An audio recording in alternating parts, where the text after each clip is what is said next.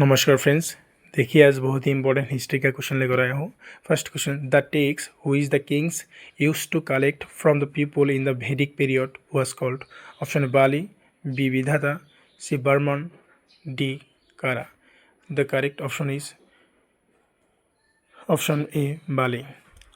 Second question, the Battle of 10 Kings was fought on the bank of the river. Option A Askeni, B Paroshni, C Sanudri, D Vitasta.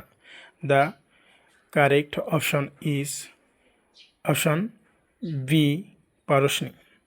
Third question, Anagantabad is a core theory and philosophy of which one of the following? Option A Buddhism, B Jainism, C Sikhism, D Vaishnavism. Correct option. The correct option is B Jainism. Fourth question, the Allahabad pillar inscription is associated with which one of the following?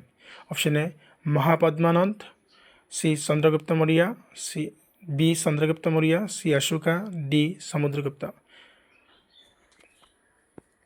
The correct option is option D Samudragupta. Fifth question, the third Sangam was held at option A Madurai, B Erikamadu, C Ernakulam, D Tuticorin. The correct option is option A Madurai. Thank you.